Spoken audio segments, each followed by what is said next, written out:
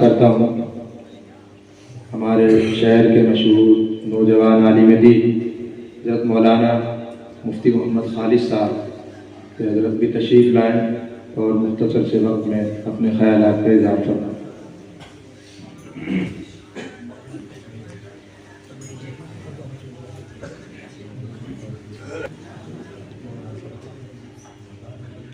الحمد لله وكفى وسلام على عباده الذين اصطفى اما بعد۔ موقر علماء کرام، معزز طلبہ اعزام، الحمدللہ آپ کے اس محبوب اور معروف ادارے میں گزشتہ بھی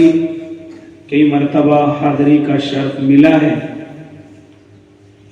لیکن الحمدللہ ہر مرتبہ پہلے سے زیادہ طلبہ اعزام کو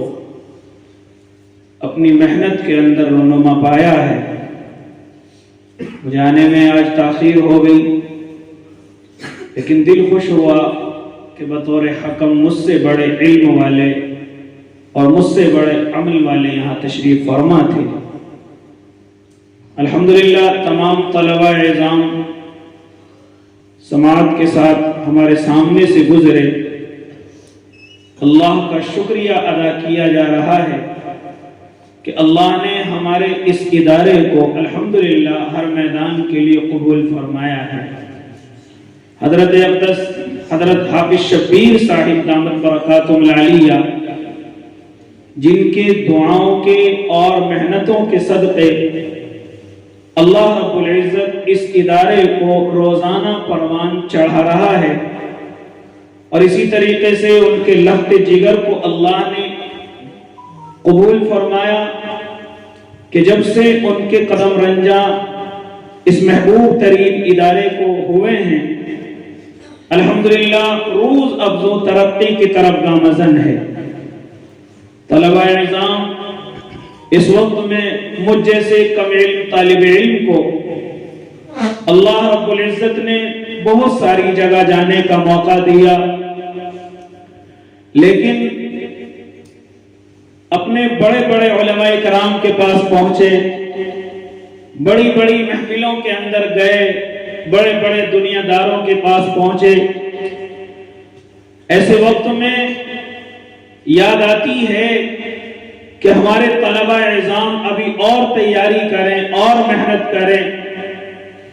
کیونکہ یہاں سے نکل کر کے آپ جس بھی میدان کے اندر پہنچیں گے، اسی میدان کے اندر آپ کو آپ کی زبان کی سلاست اور بلاغت کی ضرورت پڑے گی۔ آپ یہاں سے نکل کر اگر درس و تدریس میں جائیں گے تو وہاں بھی آپ کی زبان کے کمال کو لے کر کے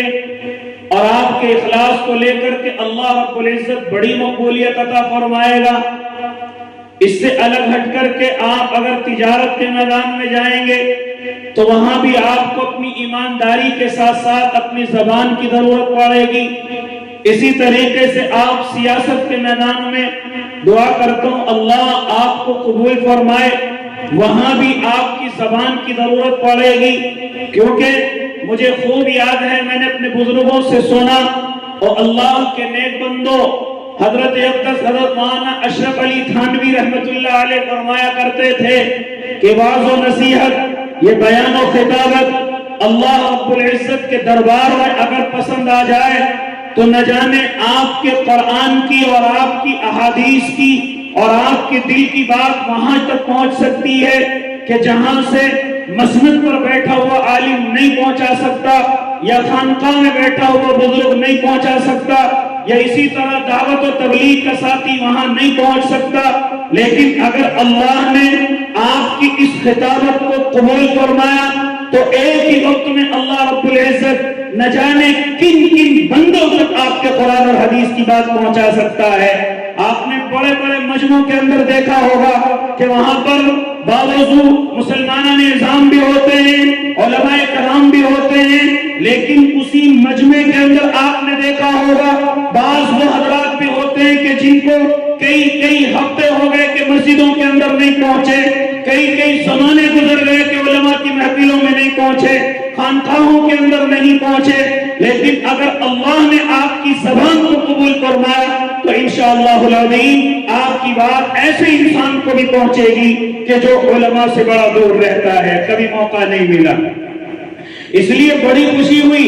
الحمدللہ تمام کے تمام طلبہ ایک دوسرے سے آگے نکلنے میں بڑی محنت کیے ہوئے ہیں۔ کچھ کمیاں یا اسی طرح کچھ خامیاں جو ہمارے حکم حضرات نے پکڑی ہوں گی اسی کے اعتبار سے نمبر دیے ہوں گے۔ خیر، مجھے مفتی صاحب کی بات دہرانے دیجئے، طلبہ اعزام آپ کو مایوس ہونے کی ضرورت نہیں۔ ہم نے اپنے زمانے کے نہ جانے کتنے طلبہ کو دیکھا ہے کہ جو صلاحیت کے پہاڑ ہوئے، اللہ رب العزت نے ہر اعتبار سے ان کو نوازا، لیکن اب ذرا جب ہم میدان کے اندر آئے اللہ نے کسی چیز کے لیے ان کو قبول نہیں فرمایا۔ وجہ کیا ہوئی؟ کیا ان کا گھمنڈ ان کو لے کر کے ڈوب گیا؟ کیا ان کو خود پسندی لے کر کے ڈوب گئی؟ خود غرضی لے کر کے ڈوب گئی؟ یا استادوں کی بے ادبی لے کر کے ڈوب گئی؟ یا مدرسے کی بے ادبی، یا جن چیزوں سے علم حاصل کیا ان کی بے ادبی لے کر کے ڈوب گئی؟ کیا چیز رہی وہ اللہ بہتر جانتا ہے۔ آج اگر آپ کے نمبرات اس قدر نہ ہوئے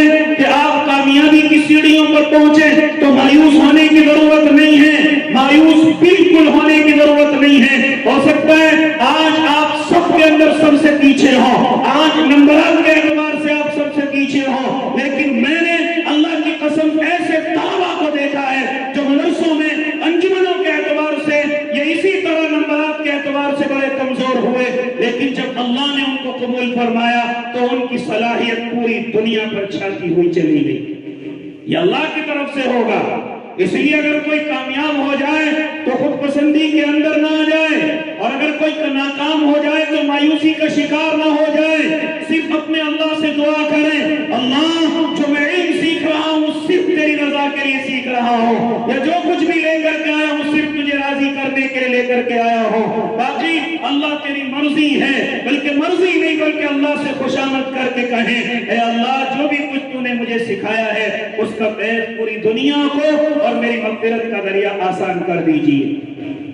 اس لیے میرے بھائی بڑی خوشی ہوئی آپ کے ادارے میں، قابل مبارکباد ہیں حضرت اقدس حضرت حافظ شبیر صاحب دامت فیوزہم، اور ان کے لخت جگر حضرت اقدس حضرت مولانا مفتی محمد ارشد صاحب قاسمی دامت ذلہم۔ اللہ رب العزت ان کا سایہ ہمارے اوپر دیر تک قائم اور دائم فرمائے، کہ جن کی وجہ سے ہمارے طلبہ ادھر بڑی تیزی کے ساتھ آگے بڑھ رہے ہیں، اور الحمدللہ مجھے امید ہے کہ درس و تدریس میں بھی آپ آگے ہوں گے، اسی طرح کتابوں کی مہارت میں بھی آپ آگے ہوں گے، کہ جس طریقے سے انجمن کے آپ کارنامے ابھی یہاں دکھلا رہے، مجھے امید ہے کہ آپ تمام شعبوں کے اندر الحمدللہ آگے بڑھ رہے ہوں گے۔ دعا گو ہوں اللہ مجھ جیسے کم طالب علم کی دعا قبول فرمائے، کم علم کی دعا قبول فرمائے، اللہ اس ادارے کو دین دنیا چھوڑنے ترقی عطا فرمائے، آمین۔ وآخر دعواہم